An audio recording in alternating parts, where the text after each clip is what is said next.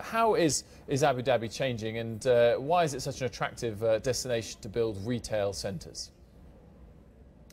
Good morning.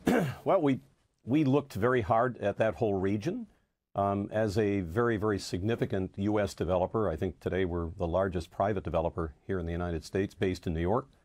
So a New York-centric, New York-thinking developer looking at doing business in the Middle East. And of course, you begin that journey always in Dubai. But it didn't take me very long before I started to focus most of my attention in Abu Dhabi.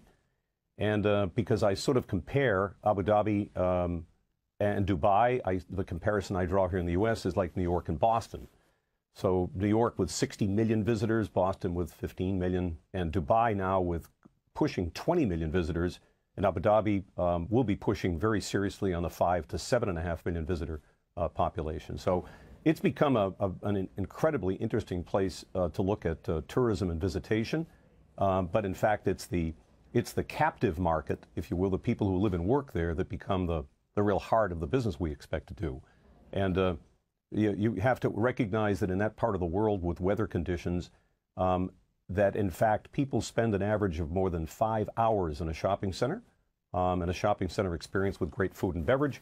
And that compares to like 90 minutes here in the United States. So it's been an interesting start to our analysis, and we're now launching a 3.5 million square foot project on top of phase 1 that we opened at the Galleria here about 1.5 years ago. Ken, I'm just curious, do you think that the liberalization in the financial markets, particularly in Saudi Arabia, is also fueling demand for real estate, broadly speaking, across the Middle East?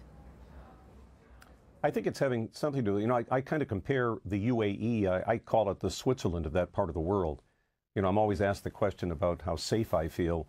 And, I not only feel safe when I go there from a business point of view, but I think we all view this as a very safe place to invest. Now, El Maria Island, which Mubadala is in effect the Gulf-related local partner here that's really helped shepherd us through all this, is the driving force behind El Maria Island, which is the commercial center really for Abu Dhabi today. Just announced here in the last 2 weeks, it's a free zone, which opens us up to the international markets in a very significant way.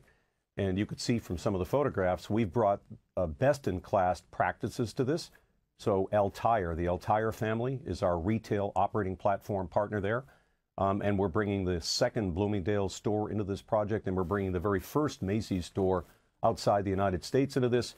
Terry Lundgren and Tony Spring, the heads of those two companies, of course, have been very intricately involved in all this and incredibly supportive of what we're doing.